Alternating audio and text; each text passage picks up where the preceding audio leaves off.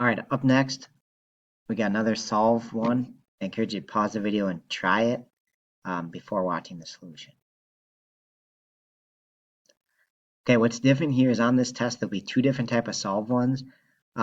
This one where you have two fractions on one side, you got to make the denominators the same and wipe it out like we did in the previous video.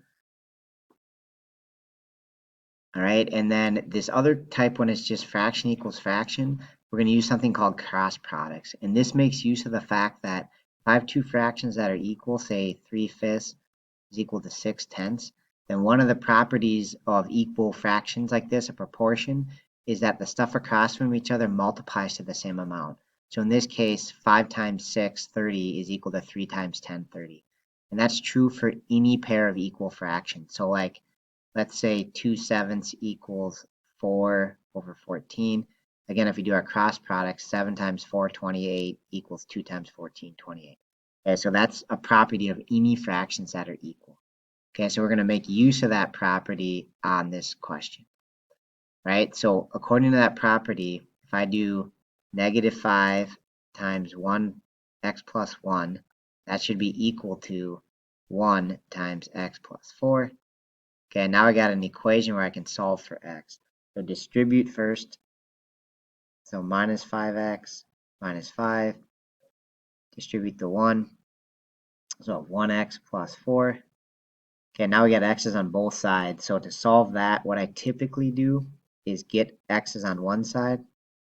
So the easiest way to do that is to add 5x. So you have minus 5 equals 6x plus 4. And then subtract 4 from both sides. So you'll get minus 9 equals 6x. Divide by 6. So x, it looks like, is going to be -3/2 or -1.5. And that's our final answer. So on a proportion, fraction equals fraction, use your cross product. Okay, last one is a simplify and state the restrictions again. It's kind of got some tricky factoring on it, so pause the video, give it a shot.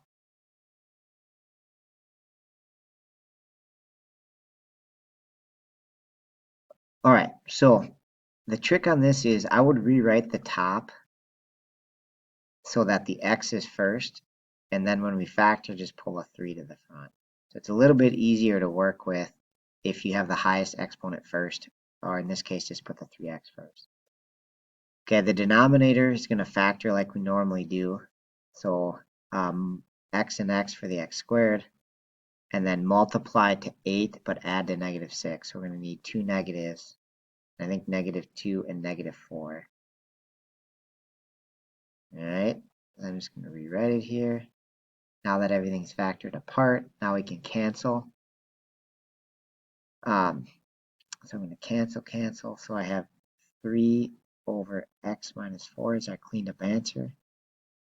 Okay, and then when we do restrictions, look at, basically we want to know when is the denominator 0, and don't look at the end, right? It's tempting to put the restriction as just 4, but anywhere throughout the question.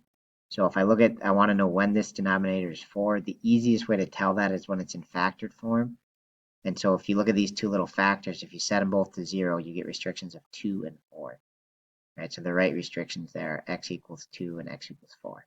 Or I guess another way to say it is x can't be 2 and x can't be 4 because those create divide by 0 problems. All right, that's it. Thanks for watching.